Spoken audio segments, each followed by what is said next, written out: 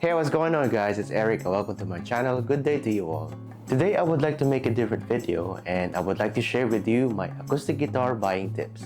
These tips are from my experience, so please take them in an educational way and I hope I'll be able to help you on your purchase. Choosing your first guitar is a one-of-a-kind experience, so take your time and again, I hope I will be able to help you with these tips I'm going to present to you. Alright, so let's begin with the first tip, which is creating your budget. Certainly, you would need the budget first, and this is one of the most important things to consider. Do not worry though, as you will have a lot of options to choose from. However, it is still your budget that can give you the amount of choices that you can choose from for your purchase. How much are you willing to spend? Are you a complete beginner? Do you want to gig? Do you want to busk? Are you going to play guitar as a hobby? If you are starting out, I would recommend a budget of $500 to $1,000. As I'm based here in the UAE, so that would cost you more or less 3,600 dirhams. You may say that it is too much, but yes, that's true because guitars are getting more expensive by the day. There are many factors contributing to this, like inflation, demand, competition, resources, etc. etc. But let me tell you this, spending some amount for your first guitar is worth it than getting a cheap one. You might be able to purchase a cheap guitar, however, there will be a compromise. You would have fret sprouts, you would have high action, subpar materials, and most importantly, the sound that you will get from it. And of course, you don't want that. If you can buy a Martin D28 as your first guitar, why not, if you have the cash? But if you're someone who has a budget, my tip is to spend the best that you can afford with it. And again, as I've mentioned, it doesn't hurt to spend some amount because in the long run, you will benefit from it. In my experience, I've also played many guitars, cheap and expensive, and I can tell you that there's a huge difference between them. So let's go to tip number 2, which is to select an excellent brand.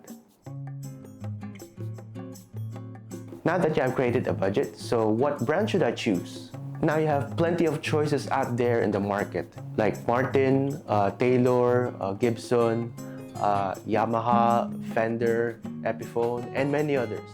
But I would advise is to research the brand themselves. You need to look out for several things. Have they been in the market for a long time? How much are their products? Would they have budget choices? Are they exclusively an acoustic guitar maker? More often than not, two names come out when it comes to acoustic guitars. That's Martin and Taylor. Both have an amazing line of guitars and they also have budget choices. For Martin guitars, you can opt for the X, Road, or the Junior series. For Taylor guitars, you can go for 100 to 200 series and also the ever popular GS Mini. Other builders also have compelling choices. They have different types as well.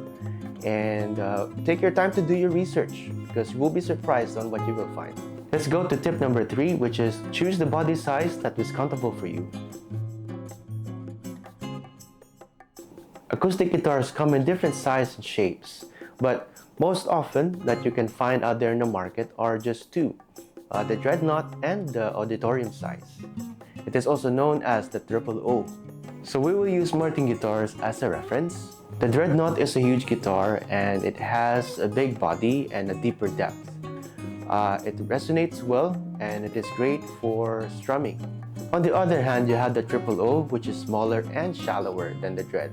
Another body shape that's getting popular is the travel size.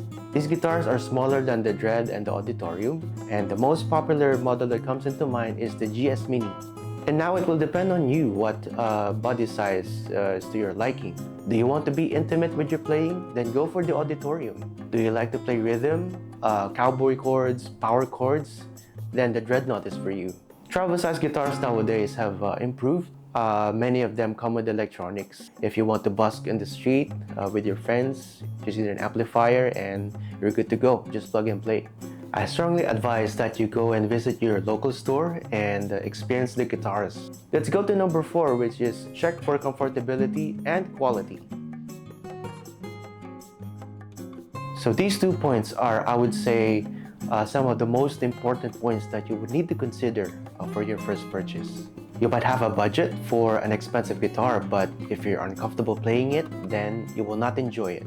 So this is where the quality of the builder comes in. I would advise to look for fret sprouts, check the action. Does the neck feel right? Is it chunky, thin? Are you able to press the strings firmly on the fretboard? How comfortable it is to hold it on your lap? Do you find the body deep? Would you go for a shorter scale length? I can't stress this enough, so again, I would advise you to visit your local store and play the guitar long enough so that you can get the feel of it. Let me also say that these 2 points in particular, together with points 1 and 3, this can really make or break your purchase. So now let's go to tip number 5, which is choose an all solid wood or a solid top. You may have heard or seen the terms all solid or solid top from your guitar salesman or from your research. All solid means that the top, back, and sides of the guitar are made of solid pieces of wood. Woods that are harvested from nature, cut down, and processed to become your tone woods. On the other hand, you would also hear about solid top laminate guitars. This means that only the top part of the guitar is made of solid tone wood. The back and sides are made of laminate material, which is man-made, made to look like wood. So these 2 types have their pros and cons. In my experience, an all solid wood guitar would sound better than that of its solid top counterparts. As you play your all solid wood guitar over time, the wood matures, it opens up, and it will sound better. However, there is a trade-off. They will cost more than your solid top counterparts, and you would have to take care of them very well because they are easily affected by humidity and temperature. Solid top guitars, on the other hand, are relatively affordable. However, they will not sound as good as your all solid wood counterpart. I'm not hating on solid top guitars, by the way. I have played many of them and many are built well and they also sound great. However, the all solid wood guitar still trumps over the solid top in terms of tone and sound. The only constraint that you would have on this part is your budget. You can still find compelling and excellent choices in the $1,000 guitar range. So I leave that for your research to find out. Now let's go to number 6, which is deciding on tone. I would say one of the most compelling reasons to choose the guitar now is the sound that you will hear from it. The sound of the guitar is the sum of all of its parts. If it is made well in terms of its aspects like construction and materials, it will sound great. This part is hard because this is very subjective. We all have our different preferences when it comes to it. What I usually do to check the tone of the guitar that I'm going to get is I do the G chord.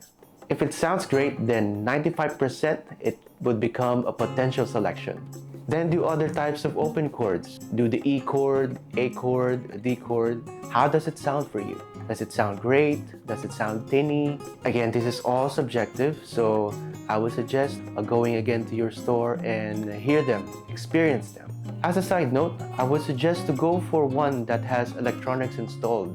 Nowadays, most of the guitars that you can see have pickups installed, and this will save you a great deal of time. This is very beneficial because sometimes you want to play with your friends, busk around, and you need to plug it to an amplifier. At least the guitar is ready for that. Just plug and play. Alright, so there you go guys. So these are my tips on buying your first acoustic guitar. I hope that you've learned something with this video, and if I was able to help you, please comment down below. I'm eager to know how it went with your purchase. Thank you for watching, and I will see you in the next video. Peace.